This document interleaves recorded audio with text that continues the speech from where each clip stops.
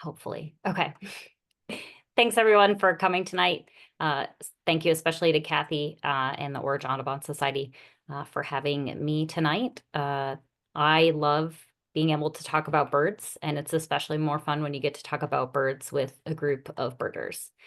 So I've got a lot to cover tonight, and I'm going to jump right into it. A brief outline for tonight's presentation. It's broken up into three uneven sections.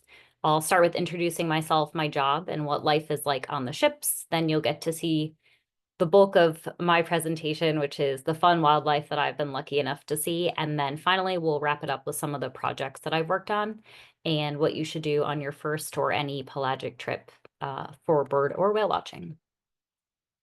Bear with me on the slightly text-heavy slides here at the beginning. I know we're all here for the fun animal photos.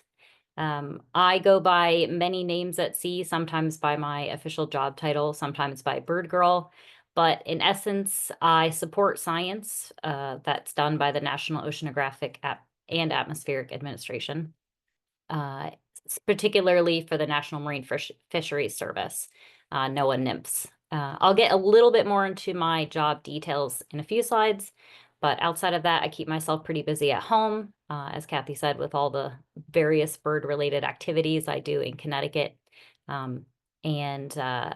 I have to say, it's fun that I'm doing a presentation specifically for Florida because my senior year of undergrad, my spring break trip was to the Everglades, and that is really what got me into birding. So it's sort of fun to kind of come full circle here with that. All right.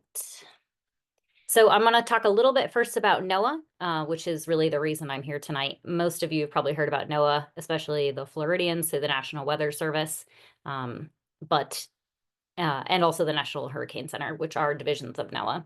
The ships that I sail on, pictured here, are the ones that I regularly sail on. I'll go through them briefly. The Brown was built for NOAA as an oceanographic research vessel. It's NOAA's only global class ship, which is essentially the biggest and most versatile type of research ship that's used for international studies. The Bigelow and Pisces are 2 of 5 sister ships that are specifically researching fisheries in all different capacities. They were built specifically for NOAA as well. And the other ship that I spend the most time on is the Gordon Gunter, which is a repurposed submarine hunter that was used by the Navy during the Cold War, previously sailing under the United States Navy ship Relentless.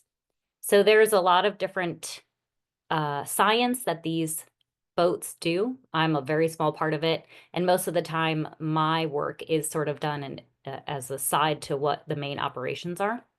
And I will talk about some of the projects at the end of my presentation. I'm going to walk you through what ship life is like. This is myself in front of the Gordon Gunter, the one that I said was the repurposed Navy vessel.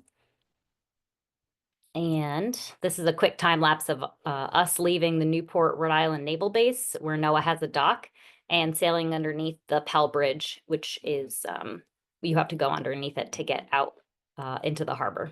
So it's a fun perspective that we get to have. Most people don't get to see bridges like that from the underside. Once we're on board, before we get too comfortable, we have to do drills, which are very important when you're sailing, sometimes hundreds of miles from shore. So you can see on this picture where there's 3 different drills listed: fire and emergency, abandoned ship, and man overboard drills. And then that's my name, what the ship is, what the project is, and a little bit about each drill, which is where I have to muster for each of them. So we do the fire and emergency and abandoned ship drills weekly on the ship. And then we have to do a man overboard drill quarterly, which sometimes involves a floating dummy that's put on the surface that the ship has to retrieve. So it's important that we do drills. They can be a little stressful sometimes. On the other photo to the right is another picture of one of the bulletin boards that's on the ship, which lists all the people on the ship, where their muster stations are. It's sort of a hub for information. It'll give us the watch schedule because every trip that I go on is different. There's always different members, different schedules, different science. So it's important that each one has all of that all clearly labeled so we all know where we're going. This is some photos from doing our abandoned ship drills, which is where we have to don our immersion suits. Sometimes they're called Gumby suits, depending on which one you end up with. They have a little whistle and a light as well. If you're stuck in the water, you're supposed to be able to put it on in less than 2 minutes. And if we were to be wearing them, obviously the ship would be in big trouble. So it's important that you learn how to put it on quickly. I recently did some safety and survival training where I got to practice jumping into the water with my suit on, working together with other people in the water, and even got to practice climbing into a life raft. It was tough, but it's good to get some more realistic experience actually in the suit, though I hope I never have to use it.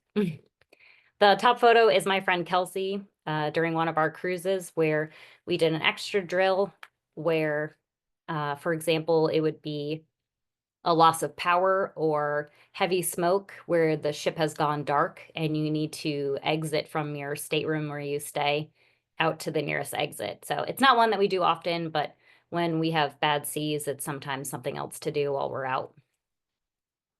Here's a little bit of a who's who. This is again on the Gordon Gunter. There's a lot of different components to life on the ship. Most of the time we're doing 24-hour operations, so you need the crew to be able to do that. You have the command, which are NOAA Corps officers. They are one of the 7 uniform services. Actually, now it's 8 with the Space Force. And it is a uniformed only service comparable to the U.S. Public Health Service.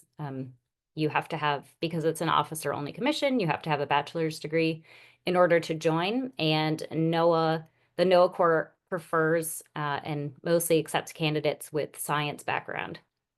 So for example, I met my husband sailing on a ship. He is a NOAA Corps officer. He has a degree in meteorology. We met sailing on the Ron Brown, which is the atmospheric research vessel. And so he's been able to sail on that vessel all around the world. He also lived in American Samoa for a year and also the South Pole for a bit, all part of NOAA Corps activities. It's a very exciting career. Obviously, the ship doesn't run by itself. The engineers are an important part to that. There's various levels of engineering with different roles. We also have the folks on deck who are conducting the science physically for us, whether putting different instruments in the water or running winches, cranes, all that important stuff. They are the ones that do a lot of the heavy machinery work. We have, probably most importantly, the stewards. They are the folks who feed us. They are the ones who provide your bedding and keep morale high with various activities. I just got off a boat yesterday.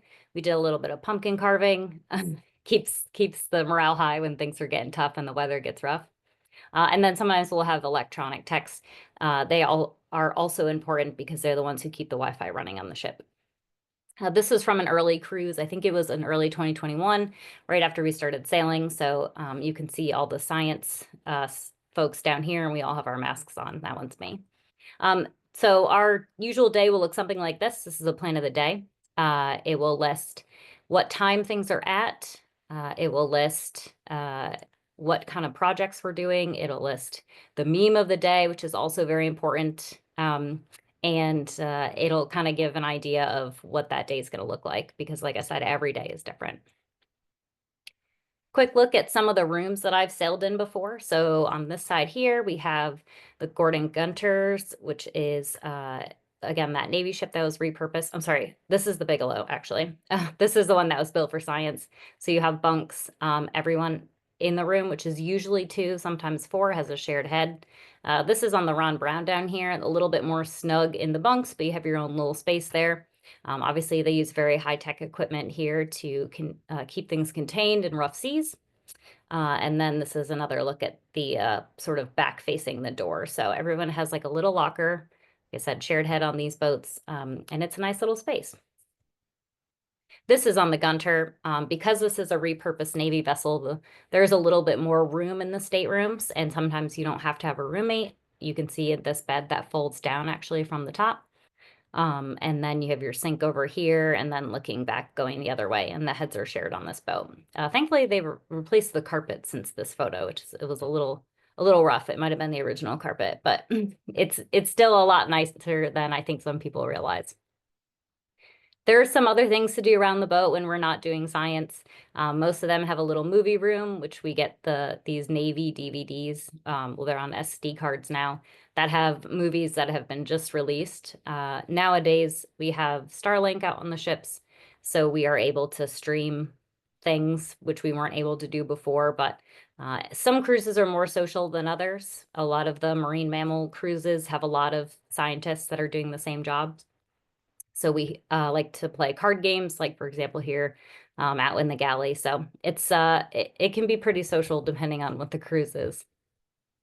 The food is not too shabby out there. Again, the stewards are very important, keeping morale high. Every boat is different. I have found that the New England boats do incorporate a little bit more seafood than some of the other areas. I have to say that you can see some of the fishing gear here. This was a 4th of July trip that we unfortunately had such bad weather for that we had to anchor in the Newport, Rhode Island harbor for this. So you can see that same bridge in the background here. And we had a nice 4th of July barbecue on the back deck because we had to wait for the weather to get better. Life as an observer is, as it sounds, I'm looking at things all the time. And obviously there are multiple aspects to that. We're not just trying to identify, we're trying to collect as much data as we can, behavior of these animals. And again, I also do marine mammals, but I'll mostly be talking about birds for this particular presentation, but we try to get as much information we can as possible. The goal is to, for the most part, catalog abundance and distribution. There is so little we know about the number of seabirds, so any information is always good information. We usually work 12-hour shifts that are split, sort of on-off rotations. There's usually 2 seabird observers. Sometimes there's only 1. I've worked by myself a number of times. This is a photo from one of my fall cruises. So it'd be late October, November, so it's a little chilly. I do also take photos when I'm out at sea. Photography is a fun part of my job, but is not a requirement. Most of the time it's just for identification later. And I list a little bit about what I'm shooting with currently, which is a very common setup for a lot of birders. The picture here is with one of my old cameras. There are definitely pros and cons. You get to see some really incredible wildlife that most people don't get to experience, but you'll be able to see some of that through my photos tonight. Again, I'm working with a lot of scientists who are of the same sort of mindset. We're all working towards a similar goal when we're out at sea. So having coworkers who really understand why you're out at sea and what you're doing is very inspiring. And it also pays really well for the cruises that I'm on. You make a lot of overtime working hard, so it allows me to do a lot of things on land and volunteer. And then when I'm out at sea, we're working hard and getting things done out there. As I said, there are some cons. Once you're at sea, unless you are literally dying, we don't go back for anything. The schedule is also a little binding. We have pretty long set dates. Most of these cruises are anywhere from 14 to 28 days, so it can be a big chunk of time that's spent away. And unfortunately, you have to commit to the entire time. You can't leave middle of the trip. And having your entire life be present on a boat can be great, or it can be tough because the ships are loud. There's a lot of people. The biggest ship, as I had said earlier, the Ron Brown, is about 270 feet. So you're always within 270 feet of a person for weeks on end. They also can be loud. You know, sometimes the crane operations are loud, or the waves slamming against the hull are going to keep you up at night. It can be tough. Which, speaking of weather, some of my best nights of sleep have been on a boat because, like I said, a little bit of white noise, gentle rocking of the waves. It's nice and cold and dark and that kind of thing in your bunk. And then I also have had some of my worst nights of sleep because I'm almost being tossed out of my bunk, or the foghorn is going off, stuff is falling everywhere. It really can be variable. So this photo was taken sailing through the Cape Cod Canal. For those that are familiar with it, you can see in the canal is a very nice calm day. A nice sunset boat picture off the Henry Bigelow there. That back A-frame is what they use to do trawling for various fisheries research. And you can see some of the other back decks. I believe I'm up on the flying bridge for this photo here. Another nice sunset at sea. Another nice sunset. This is off of Florida in the summertime. Nice and calm. Different environment, got to see some water spouts down off of Florida, where I don't normally see that up in the north. And then there's some days that look like this, where you can't even see past the ship's bow. In this kind of weather, the foghorn is blasting every 2 minutes. And most of the time, the foghorn is mounted directly on the flying bridge, which is above the bridge, which for those non-nauticals, the bridge is the central command where the ship is driven from. And when you're on the flying bridge and the fog signal is going off, it's not a good time for anybody. So we can't observe when visibility is less than 300 meters from the boat or a Beaufort 8 and higher, which is winds 34 to 40 knots and waves 13 to 20 feet. So in those kind of conditions, you lose birds. Because you can't see, it's hard to stand up. So no working on days like that. This is sort of an example. This is that same boat with the really nice sunset. This is the Gordon Gunter. I believe this was from a fall cruise in 2019. We had to cease operations and kind of bop around in the ocean for almost 2 days because it was so dangerous. You can see a nice photo of what I might be wearing on a day like that. It is me, I promise. And like I said, being up on the flying bridge there, it can get pretty windy. I'm showing you this because I wanted to give a reference. Again, I talked about the Beaufort scale. If you're not familiar with that, it's sometimes used to assess the sea state when you're out there. It goes all the way from 0 to 12. 12 is very obviously dangerous, but I am going to show a video that's probably, I would say, a high 9, maybe a low 10, depending on the swell. And I just wanted to give that as a frame of reference for what that's going to look like. So this is on the Ron Brown. This is actually the first cruise I ever sailed on, about 3 days into it, which I was a little scared of because I was hoping that it wasn't like this all the time, which thankfully it has not been. But you can sort of see that this is a 270-foot boat that's getting tossed around like nothing.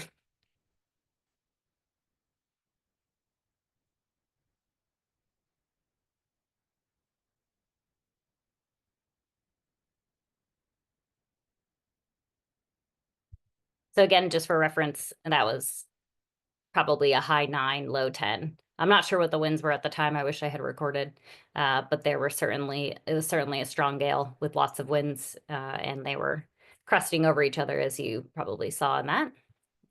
Here's another nice slow-mo video from the Gordon Gunter coming up on a wave. I'm standing on the flying bridge. It's for dramatic effect here.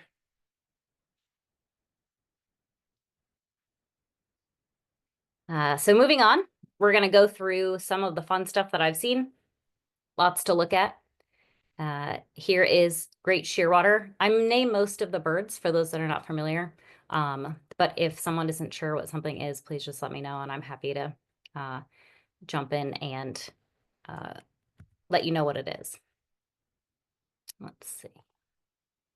So this is for you listers out there, this is the list of all the different bird species that I have seen. This is from a boat. So either we were leaving port, so you can see some of the birds that might be a little closer to shore, or ones that are definitely seen much further offshore. I recently added pine siskin to my list on the trip that I got off yesterday. And I'm trying to think if I added anything else recently. I think pine siskin was the newest one. It can be a little tough. Now that I've been doing this for about 5 years, it is rare that I add a new boat bird, but I'm looking forward to maybe getting some more things in the future. I'm pretty proud of my warbler list. I can't remember how many species I have, but it's a pretty good, Eastern North America warbler list, and a pretty good tern list too, I gotta say. We'll go through the seabirds first. This is a red-footed booby, which I will talk about in just a little bit, but I love this photo because it was definitely giving me a look. A couple of our most common shearwaters that we see out on these trips. Some of these photos are not by myself. They are by other observers that I've sailed with that they got a better photo of, which you'll show my friend Doug. Got some great photos on one of the cruises we had together. So you have the sooty shearwater, obviously a nice dark brown bird, compared to the Corey shearwater, which for North America, most of you are probably aware of the separation now into scopoles. So still sorting through my photos to see how many I have of each. But in our data, they've all been recorded basically up until this point as Corey shearwaters. Same for great shearwaters, very common out here. We see them all year round. Cities we see mostly in the springtime because in our summer and fall, they are closer to the breeding colony. A couple more of the shearwaters. Again, Audubon's just got split, so most of these are probably going to be Sargasso, but for right now, we're all calling them Audubon shearwaters until everything gets updated. We see Manx a fair amount in the north, Audubon's much further south, or if we're near the Gulf Stream in the north. Northern fulmars, probably my favorite bird out at sea. They're just such a beautiful bird. I love that they come in 2 different colors. We see the light morphs almost exclusively, but occasionally we do get some of the dark morphs. Here's some of our petrels and storm petrels. For those listy folks out there, my Trindade petrel, pictured here, was seen past the EEZ, or the economic exclusion zone, which is more than 200 miles offshore, which means it does not count for my ABA or US list, which is a little bit of a bummer. One of my favorites to see also out at sea are white-faced storm petrels. If you've never seen a video of them jumping around out on the ocean, please do yourself a favor and Google it. They are like literal kangaroos out in the water. You can kind of see this one spreading its little yellow toes and getting ready to hop. This is a great comparison photo my friend Doug took of the leeches and bandrum storm petrels. A lot of the storm petrels do look very similar, and it can be difficult to tell them apart. However, flight style is really important, and then some of the other aspects are this carpal bar that's visible on this leeches here and much less visible on the bandrum behind it. And notice no feet sticking out behind the tail, where in Wilson storm petrels, most of the time their feet are visible sticking out behind their tail. So a couple ways you can do just by photos, but also, again, they have different flight styles, which is also really helpful. We see Wilsons quite commonly. Leech is probably second, and then bandrumt are a little more habitat and water temperature specific. Blackcaps petrels, we see, I say we as in the Northeast, because I sail so much in the Northeast, we don't see them as often. We have to get further down south, either like I said, close to the Gulf Stream, Carolinas and south, that sort of area. So a rare one for us, but still makes the cruise list most of the time.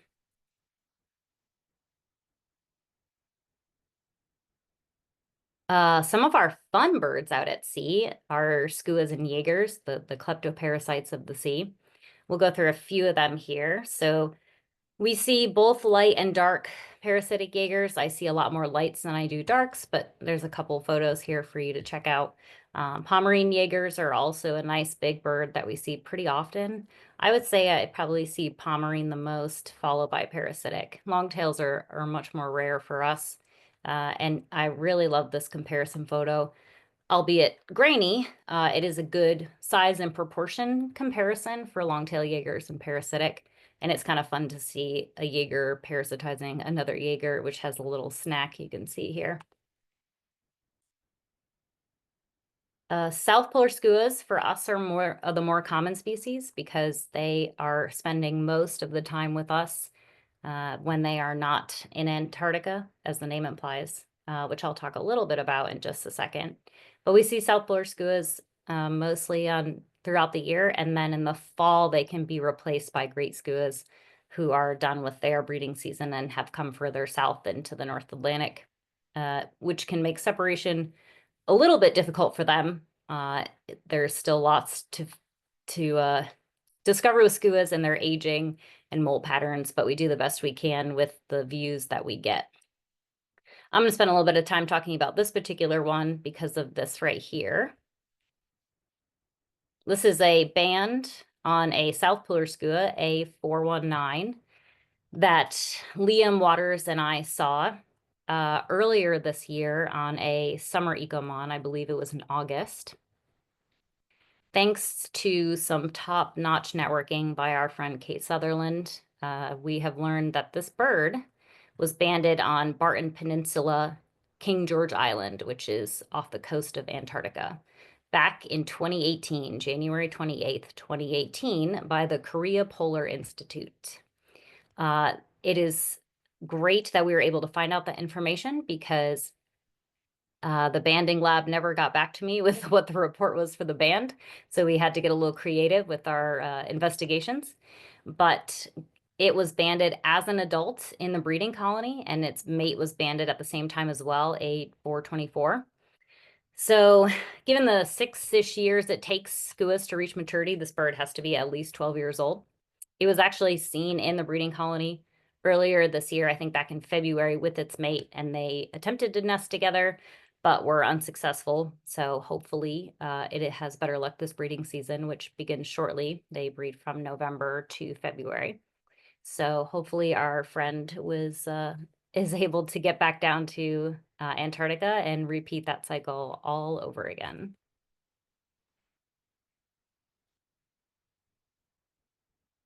These are ones that might be a little bit more familiar to you folks in Florida. I did a series of southern cruises last year off of southeastern US coast and also in the Gulf of Mexico. It's always fun to see them for me because they're just such extraordinary looking birds. It's nice to always see the adults too with their beautiful tails. Obviously, not all of them have the nice classic look to them. We see a lot of the young birds as well. And you can see this young, magnificent frigate bird. But again, for a northerner, it's always fun to see these birds. Oops. We see plenty of brown boobies. They are very photogenic compared to other birds. Brown boobies are experiencing a really big population boom and are wandering further north than they have ever been seen before, presumably riding the Gulf Stream up. I have actually seen a brown booby in Canadian waters before. Usually they'll follow our ship for a little bit, waiting for us to flush flying fish out of the water, which you can see in this photo here. There's 2 of them. It's not a great photo, but you get the idea. It's kind of fun also to see them in their various plumage stages on their way to adulthood. So for those not familiar, you have a nice brown young bird here, and then this one is sort of on its way with the speckling, this one as well. And then you have a nice adult bird here giving me a stare down from its roost on the ship. We also see masked boobies and red-footed boobies. I got to see a red-footed booby, this juvenile here, landed on the ship when we were off the coast of Cape Canaveral, getting ready. We were doing some stations, but we also happened to be conveniently there when a SpaceX rocket was preparing to launch, so that was pretty cool. Masked boobies are probably the second most common. It's also fun to see them. They're not as photogenic. They usually give us a few passes and then take off, but seeing them also in their variable plumage is nice. I'll talk about some of the alcids and some of the other groups we'll move on to. So again, these are our northern species. So you have a common murre on the top left, followed by a dovekie in the middle there, a pair of puffins on the right, which we usually see in their basic or their non-breeding plumage. We don't get to see them in the nice fun color, but we do occasionally when we get to the Gulf of Maine at the right time of year. And then on the bottom are a flock of razorbills, which are actually quite common for us when we do fall and winter surveys. I'm going to talk some about birds I've seen at sea that would not fall under the category of seabirds, such as this cliff swallow that was seen. Most of the time when we're seeing these birds are in migration, so they're not always in the best shape. We do our best to take care of them and feed them what we can, but unfortunately, not all of them make it. I love talking about this bird we dubbed Toby, the cedar waxwing. I hope you all appreciate that bird joke. This bird was seen on a fall cruise I was on in 2021. We noticed he was on the back deck in tough shape. He's, if I say he, we don't know, kind of in this squat position, trying to eat this piece of plastic that they found. We assume they thought it was a berry. As you know, they're big berry eaters. So my fellow observer at the time, Doug, and I stole blueberries from the salad bar and left them around the ship for Toby, which thankfully he found, as you can see here with his berries. And over the course of 3 days, he ate just about as many berries as we could put out, which was a great photography practice, I should say. I've never been able to watch a cedar waxwing this close. More photos. It's hard to not anthropomorphize here, watching this little bird choking down all these blueberries, but he definitely seemed to be doing better. We felt a little proud that we were possibly the reason he was surviving. Like I said, many of the other birds don't do well, especially the warblers, when they land on the ships. Sparrows are one thing because we do carry seed and suet and stuff with us, but warblers don't generally tend to do well. Finally, the chief steward caught on to what we were doing and just gave us an older container of blueberries to leave out. And I just wanted to include these two photos. Again, fun to see this bird in all different poses. The here looking alert at something and then fluffed up here and getting ready to maybe roost for the night. And you can see this nice outline of Toby flying away from the blueberries. Toby was seen the day before we pulled into port, day 4 of his time on the ship, and then was not seen after that. So we like to think that the little waxwing made it to land that night when we were close by, fueled by ship blueberries. Here's a couple of videos of different bird species around the ship, and I wanted to show this because it sort of highlights how we see these species. Let's see. So this first one is a brown creeper climbing on what is likely the closest thing to a tree on a ship, which is the chain there.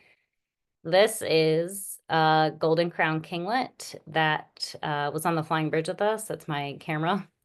And it was hopping around in the mounted desk that we have. And then finally, there is a red-breasted nuthatch on the CTD wire as we are getting ready to do operations. So speaking of our smaller birds, these are all photos I've taken around the ship just to sort of give an example. I haven't been able to photograph every bird, but I do try to do as many as I can. So I'll run through these pretty quickly with American redstart, black burning warbler, black-throated blue warbler, northern water thrush, Wilson's warbler. This fun photo of a northern parula with a black-throated blue warbler together. They ended up roosting overnight together on the ship that I was on. And then also the last one is a black-poll warbler. More warblers. Like I said, I'm pretty proud of that warbler list I have. Bay-breasted warbler, yellow-rumped warbler, yellow warbler, Canada warbler, which I got earlier this year. That was a new ship bird for me back in June. Cape May warbler, Louisiana water thrush, and prairie warbler. Some of the other small birds. Red-eyed vireo, top left there. The bottom left is a blue-headed vireo. The center is that golden crown kinglet. This is a photo I got of it as it was climbing around our desk. And then on the top right-hand side there, we have a purple finch. And then the bottom right is a house wren. This is my sparrow slide. Savannah, chipping, snow bunting, and then the bottom vesper, field, white-throated, and dark-eyed juncos. Again, lots of diversity on the boats. We get the dark-eyed juncos and the snow buntings on our fall cruises, and then Savannah sparrow, and some of the other ones like chipping, more in the migration times of years. This is my blackbird slide. Top left is common grackle, Baltimore oriole. I had a yellow-headed blackbird off of Florida a couple years ago. That was cool. Eastern meadowlark, which I also just had on the cruise I just got off of, so that was cool. Brown-headed cowbird, red-winged blackbirds, and a rusty blackbird, which was a fun boat bird for me. These are my medium-sized birds. You have mourning dove. I had a white-winged dove also off of Florida. Northern mockingbird, and then on the bottom, gray catbird. A little hard to see that middle picture, but it is a dickcissel. And then the last one is a hermit thrush. Here's some of the bigger birds. I didn't include mostly gulls, most of the gulls and terns that I see. They're just a lot more common and visible from shore than the seabirds, but here's some of our bigger ones. This is a great blue heron. We often see great blue herons migrating offshore. This one decided to spend some time with us. You can see it's raining. The weather was rough. I cannot blame them. This was a video. This was sent to me by another ship that we were actually nearby on this last trip. So I didn't get to see this myself, but it's an example of what can happen when you're out at sea. This is a male common eider that a small flock of them landed on the ship, and it got a little stuck.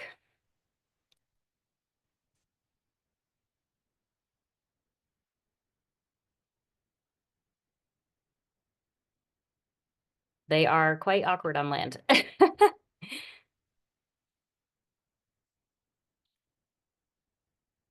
You can see the people in the background, and it's just walking by.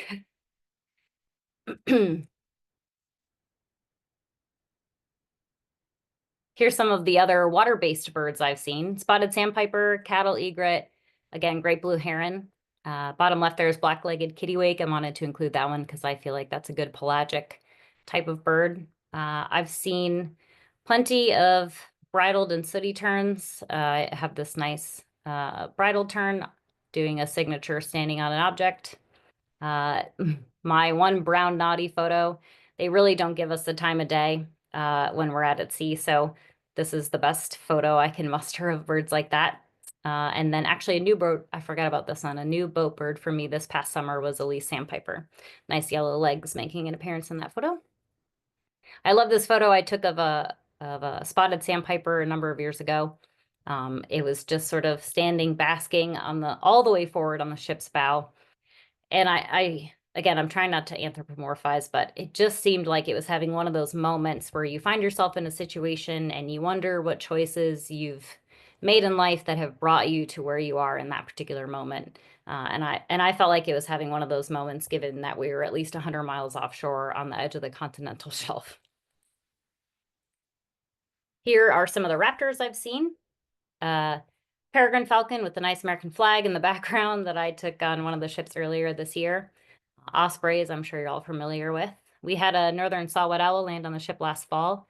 That was a great migrant bird. It spent the night on the ship's net reel and then took off the next morning.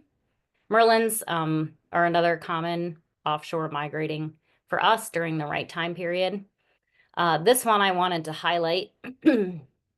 2 days into my first trip ever, in the middle of that really wild weather video that I showed earlier, I spotted what I thought was a soaking wet peregrine falcon, and was fortunately wrong. I have some great birder friends who alerted me to the fact that that was not actually a peregrine falcon, but rather the U.S. East Coast second record of Eurasian hobby, which is a small falcon from, as the name implies, Eurasia. And at the time of my sighting, there were less than 5 records of this species in the lower 48 states, so it was quite a treat. Trigger warning, dead birds on the next slide, so if you don't want to see that, just close your eyes just for a minute. While out at sea, we do get the raptors that will take some of the other non-raptors. In this photo, you can see this young peregrine falcon with a spotted sandpiper that it had caught and then landed on the ship with. It was actually still alive in this photo. And then we have this Merlin here with a bird. And does anyone want to put in the chat what they think the species might be here? What the unlucky victim is? It's one that I don't include from my list due to it not being alive. I'll check chat. Hermit warbler. So I actually called this a hooded, but that is a really good guess. East Coast is also really helpful. I should have given a little location information for that. But again, one that I don't include for my life list, ship life list, because it was not alive at the time. All right, one last mystery bird. I gave some information about this one. So I saw it a couple years ago, last year, during a summer cruise off of the Outer Banks. It's the only one I've ever seen from a ship. All the other ones I've ever seen have been on land. Any thoughts about what this bird might be? This is a fun one.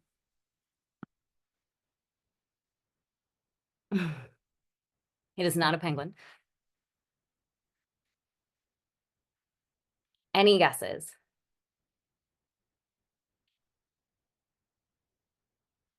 The king eider is a good guess too. So this is pied-billed grebe, which is A bird I've never seen in big open flight like that before. And I did not know what it was at first, but you can sort of make out some of the features of it. The face is a little, again, blurry photo far away, but you can make out a little bit of the facial structure, and then also the little feet sticking out the back there are a good grebe indicator. I have to talk about the marine mammals. They're a big part of my job. Most of the time I'm doing both birds and marine mammals, but there are some cruises that I do just birds for when there is a separate team for marine mammals. So these are common dolphins, as the name implies, a very common animal. We see them all year round in all waters, except really the Gulf of Mexico. We don't see them in there that much. As a listy kind of person, this is my list of marine mammals and other ones that I've seen from a boat. We actually had a green anole that stowed away on the ship, likely from Mississippi, where the ship had come from, and all the way up to the Northeast, that lived on the ship for the 2 weeks we were at sea. And because the ship was going to be overwintering up north, we knew it wouldn't survive. So one of the scientists took it home, and it lived at their house for 2 years after that. So you never know what you're going to see on the boats out here. Some of our more common dolphin species, since again, most of my work is in the northern part of the Atlantic. You'll also notice pilot whales on the page here. For those that don't know, the name is in fact a misnomer. They and 5 other species of dolphins, large dolphins, are under blackfish, which includes killer whales. Fun fact, pilot whales, mostly short-fin pilot whales, are one of the few non-primate mammal species in which females undergo menopause, and post-reproductive females continue to contribute to their pods.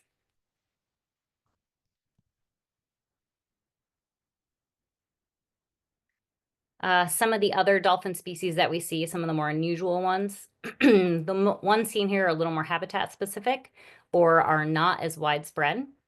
Rizzo's dolphins prefer the colder, deeper waters of the north. Striped dolphins like warmer, more offshore waters. Spinner and Clymene dolphins are also more of a southern specialty. And this particular one of my most favorite sightings, I've only seen orcas twice in the Atlantic. Each time it was only a single individual. And this particular one, I'll talk about location. I can show where it was earlier, but this one is a named lone adult male they call Old Tom, who spends most of his time in and around the Gulf of Maine.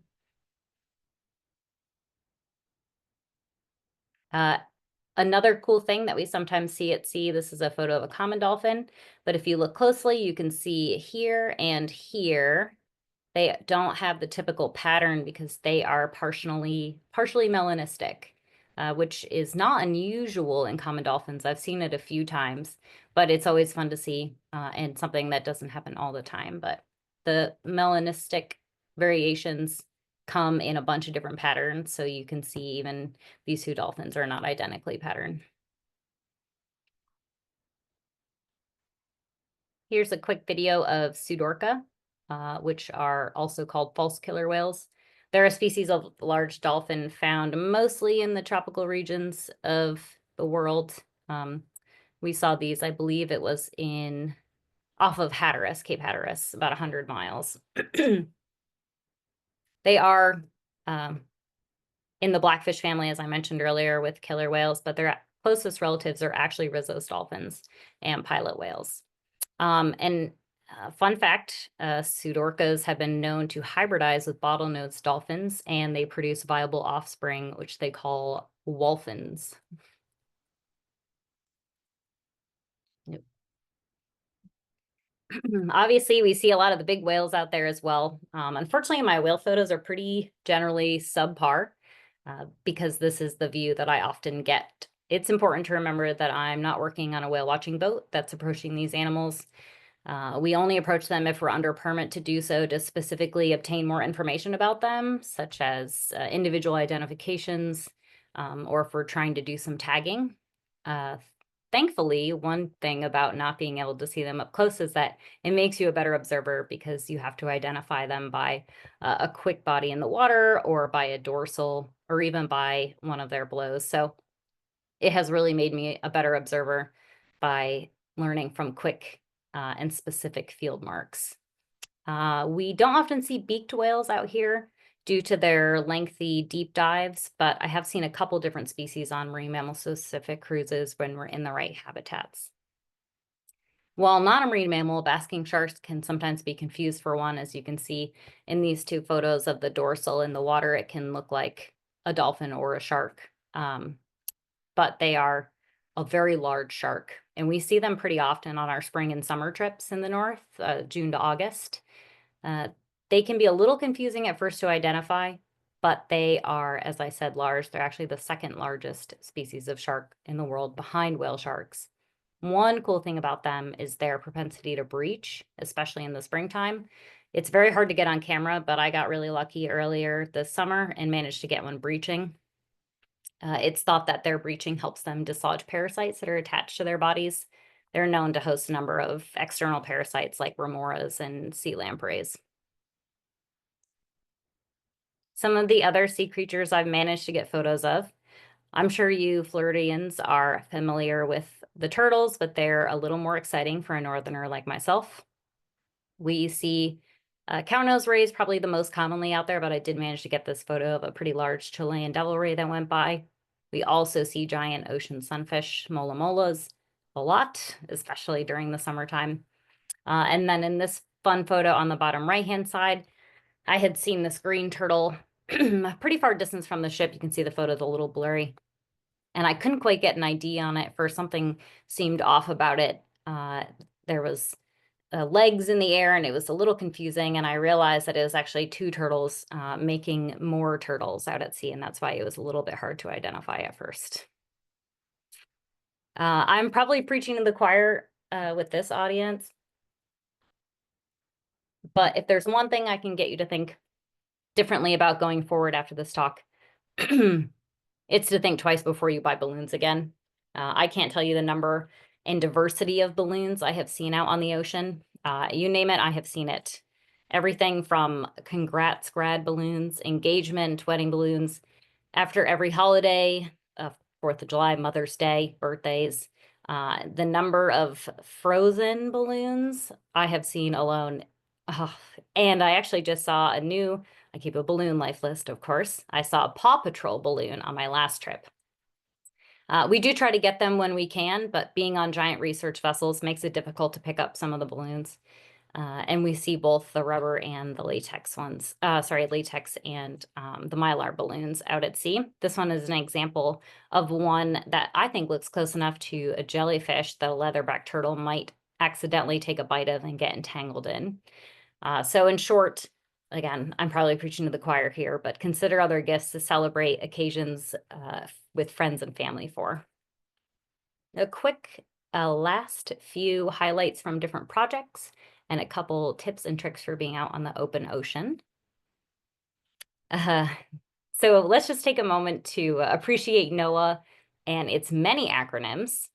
There's a running joke that NOAA actually stands for the National Organization for the Advancement of Acronyms, and this list here, you can probably see why that might be.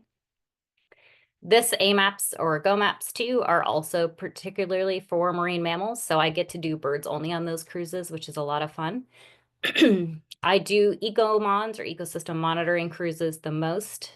We do those 3 to 4 times a year in the Northeast in all the different seasons, so they are really the bread and butter of my work. We do these ECOA and Spiropa cruises about every 4 years, so I've been able to participate in different ones. And then the CMAP cruise is basically the Gulf of Mexico equivalent of the ecosystem monitoring cruise that the Northeast does. This picture below here is an example of what it looks like when we're on a marine mammal cruise. This is nice flat water we were on. And the marine mammal observers have these mounted big eyes, we call them, that are used to scan for marine mammals at a much greater distance, where most of my surveys as a birder are done naked eye. And this is all of us parked up here on the flying bridge. Some of you might recognize the late great Tom Johnson, who I had the much fortune to sail with a couple years ago on one of my Northeast cruises. Here's an example of a year in the Northeast where we might do shipboard surveys. So this is from 2021. I sailed on all these cruises, so it gives you an approximate idea of what the distance was that I sailed for those three. It was three cruises, but in reality, the summer cruise had 2 legs, which is why there's so much more data that was collected. It's worth noting that this photo here of myself and 3 other females that we were part of the science party. We were the only 4 women aboard the ship. All the rest of the remaining crew and scientists were men. So it was fun to have a little girls group out at sea. Oops. These Baropa, again, apologize for these acronyms, but basically the purpose of this Baropa cruise that we did was cataloging shelf break upwellings and how they interact with different environmental conditions like the Gulf Stream, which can create these little hotspots of biodiversity along the edge of the continental shelf. This big rig over here is the CTD, which stands for conductivity, temperature, and depth. It collects water samples at different depths and measures a number of parameters.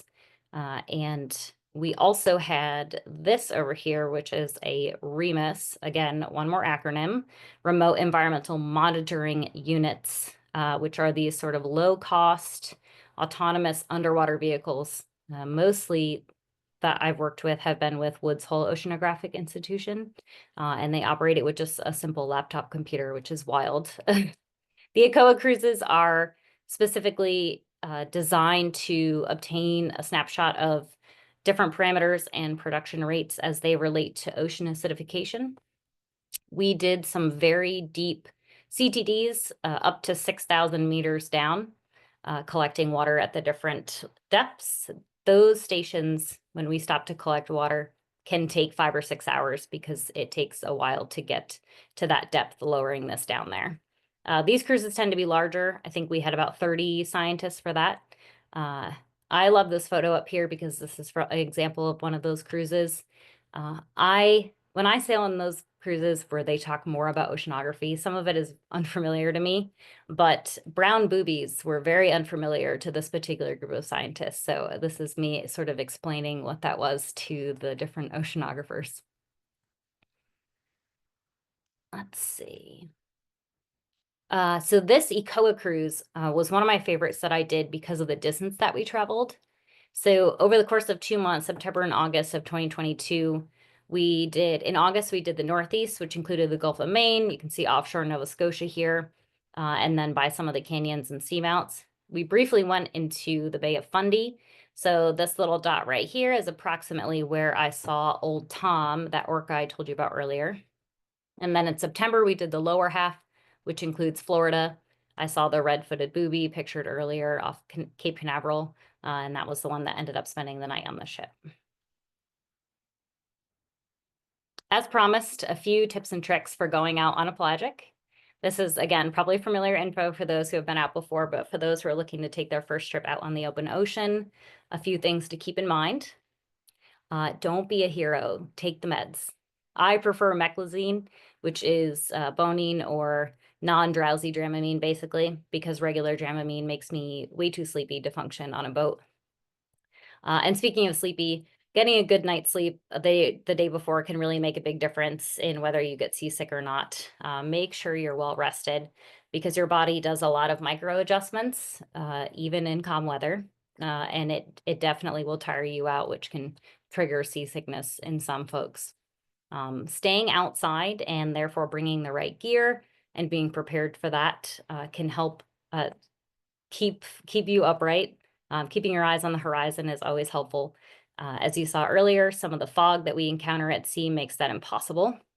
But again, we're on much larger boats than most whale watching and birding trips. So it is helpful. We have a little bit more stability, but sometimes the weather gets us no matter what.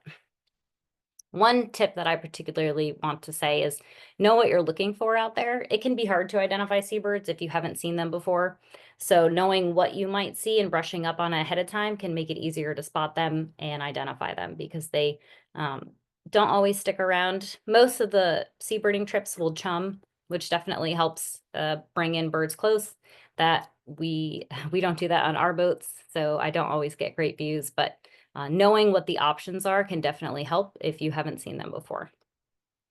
And finally, try to enjoy it. It's a privilege to see all these animals way out in the ocean, in their element, and getting out with other birders is a real bonding experience. So enjoy the waves, as big as they might be. All And right, I'll very take any questions. exciting. I do have a few from the from our chat. Sure. From Stephen, he wanted to know, with 12-hour shifts, how do you observe after dark? Do you use night vision? Great question. So we only do, I would say almost exclusively daylight operations for most of the surveys that I do. We do on the marine mammal specific cruises have acquisitions that listen for marine mammals, but with the water temperatures and other factors, it's just not really feasible for us to do observations at night as birders, so we just do them during the day. And then Terry was asking what size binoculars you use. Great question. Yeah. So I currently use a 10X. I'd prefer it because the flying bridge is quite high. It's about 13 meters in the air, so 40 something feet, most of them. So 8X would be totally fine, but I prefer to use 10 just because it's my primary identification tool. Good. I have a question, if that's okay. Sure. So first of all, I just wanted to say that was an incredible presentation. That's a really unique opportunity to, get an insight into something that not a ton of people talked about. I thought the video of the common eider walking down the hallway was hilarious, by the way. And I just have two questions for you. Mhm. So when you were first starting out in your career, what was it like, from a mental health standpoint, being on the boat all the time? And my second question is, what advice would you give to somebody looking to pursue your line of work? Great questions. So mental health, when I first started sailing, is very overwhelming. It's a lot of birds to learn at once, a lot of unfamiliar things. It is tough to um, provide experience in a situation like birding at sea unless you've been there before. And it's an environment that changes quickly, which can be tough to navigate. Again, you're also working in really close quarters with people, maybe people you don't always get along with or who don't hold the same views that you do. I have sailed with someone who, despite sailing around the world, still believed that the earth was flat. So it is definitely an interesting environment, but I think, again, working with other scientists who hold, at least the group of scientists that hold a lot of the same perspectives and have the same goals can be really inspiring. And it definitely keeps me motivated on the days where I will be texting my husband complaining about how I didn't sleep because it is too windy and too wavy. And so you sort of have that balance of good days and bad days. Advice for someone in this career field. It's a pretty unique job. There aren't like public postings for a job like this. It's a lot of word of mouth, vouching for other observers because it's pretty competitive.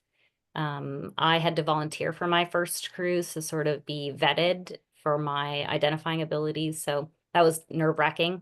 That was also the cruise that I saw the Eurasian hobby on. Thankfully, they didn't hold that against me because that was not something that I expected to see.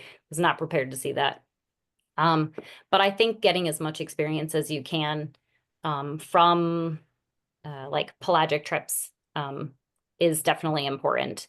Being able to at least know what birds will be out there and what might separate them.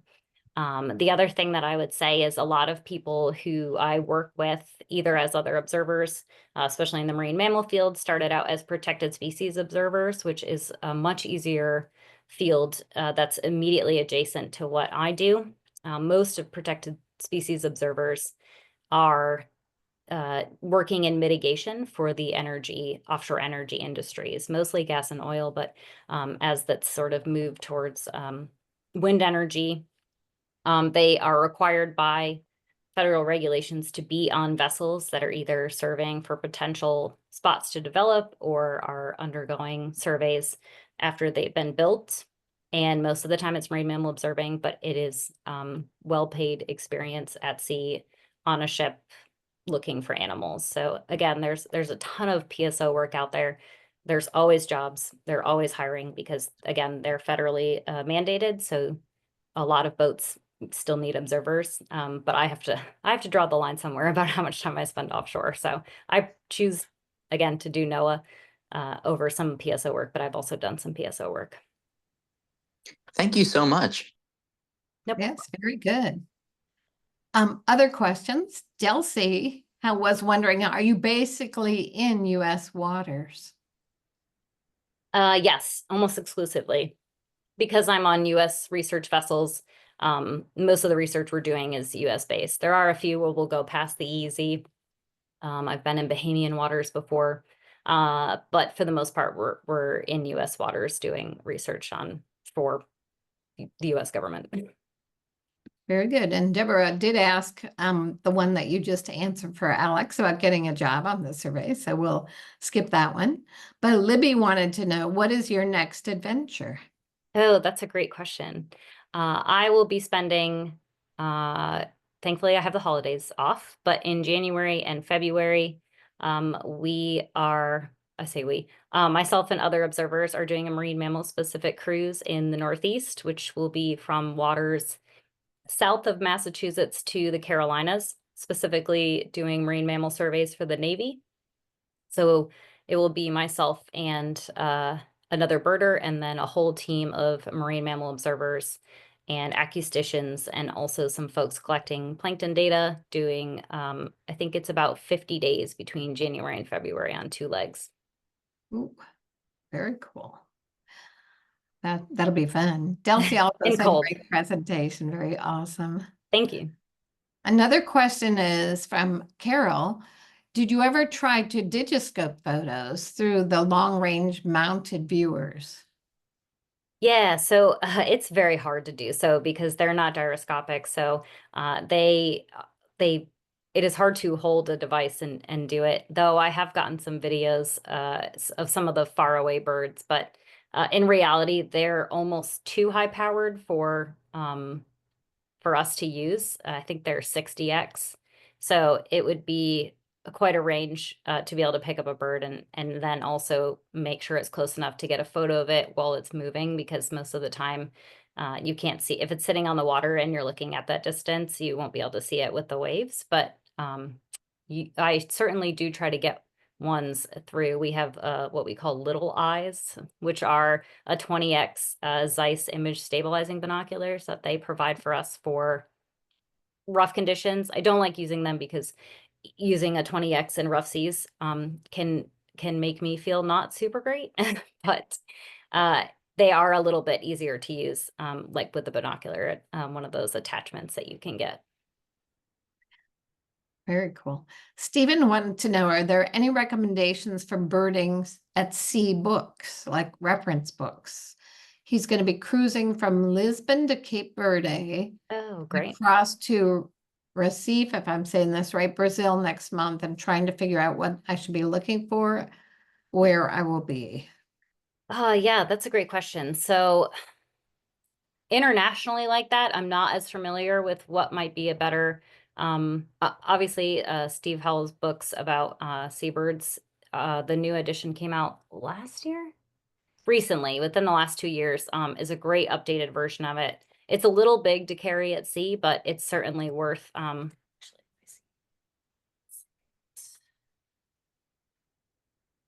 have it right here. This one. Seabirds, a new identification guide. Sorry, this is Peter Harrison's book. Steve Howell books is the West Coast pelagic one, which is not applicable. So the East Coast one would be, it's a small book, but it kind of covers all wildlife. I think the Seabirds is probably the best book if you're going to be going across the Atlantic like that. That'll have everything that you would see, though it's probably going to be a lot more than you need.